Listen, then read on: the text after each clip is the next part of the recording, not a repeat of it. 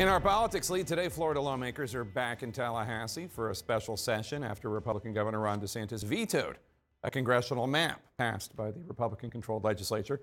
DeSantis instead proposed a new one that would dramatically shift power in North and Central Florida. CNN's Diane Gallagher is in Tallahassee. And Diane, the special session just started.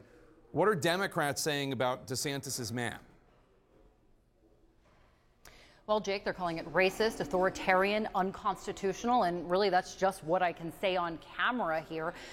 Democrats say that this proposal from Governor Ron DeSantis would not only add more Republican seats, but it would diminish black representation in Congress for the state of Florida. There are currently 5 black members of Congress from Florida. 4 of them are Democrats, and this map proposal would eliminate 2 of those seats, Representative Val Demings and Al Lawson's seats. Now, Ron DeSantis says that the reason behind this map and his veto of his own party's approved maps was because he wanted a, quote, race-neutral map that he felt adhered to the U.S. Constitution.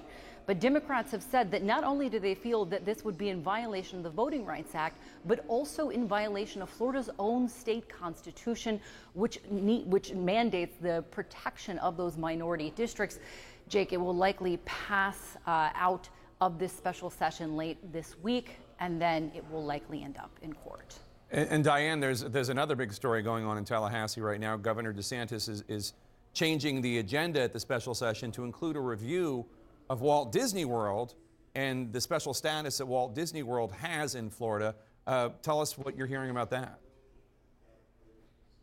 Yeah, that special status, it's a special district and it essentially allows them to operate as their own government around their Orlando area theme park. This all stems from that so-called Don't Say Gay bill that was signed earlier this year that prevents teachers in schools from talking about gender identity and sexual orientation. Disney spoke out afterward. And at this point, I spoke to the bill's sponsor. He said that this wasn't necessarily retaliation, but that after Disney did that and said that they were going to stop donating in the state of Florida, that they started looking into the state's one of the largest attractions and employers, and that's where this came from. I think had Disney not done what they had done, we wouldn't have gone and taken a look at special districts and realized we had this issue with these pre-Constitution special districts. That wouldn't have happened. And that's why I say when you kick the bee's nest, sometimes things come out, and that's absolutely happened here. Now, Democrats say that this particular bill seems to be in direct opposition of existing statutes, Jake, that would allow the residents of that special district to have to vote to get rid of it. But it does appear that it will pass out. Interesting. Diane Gallagher in Tallahassee for us. Thank you so much. Let's discuss. Ramesh, let me start with you. Is Governor DeSantis taking on Disney for the right reasons, or is it just because they criticized that legislation? What do you think? Well, I think politicians' motives are always mixed, or at least usually mixed. Look, the funny thing about this is that Disney's special status and its commingling of government and corporate power has always had these kind of gadfly critics, mostly on the left. And now it's a Republican governor, for, I think, pretty straightforward political motivations, who is got it in his targets. So in other words, maybe not the worst thing in the world. No, I think that there's a strong case that the privileges just don't make sense, and that this has just been something that people have just accepted as a fact of life in Florida politics for decades now. But now, all of a sudden, because of the way the politics of DeSantis and Disney have played out, it's up for grabs again. But they're not looking at all of the special districts where corporations are given governmental power. In fact, DeSantis made the announcement today. How's this for irony? At the Villages. You've been there. It's the most gargantuan retirement community on earth. And it tends voter fraud there, by the way. There is some, apparently. No, there wasn't. Anyway, keep going. They have the same type of special corporate governmental power, but they tend to be very conservative, so DeSantis isn't going after them. So I just think it's a novel thing going after the largest employer in your state. In my home state of Texas, the governor essentially closed down the border, cost his own state, $477 million of economic activity. It's a new Republican strategy, is to attack the economic engines of their states. People used to want Republicans to be less corporate. Now you're seeing it. That's a now it's happening. But that's not the only private company that he's mentioned. He also talked about taking Twitter to task for this poison pill that their board put in to stop Elon Musk from buying the company.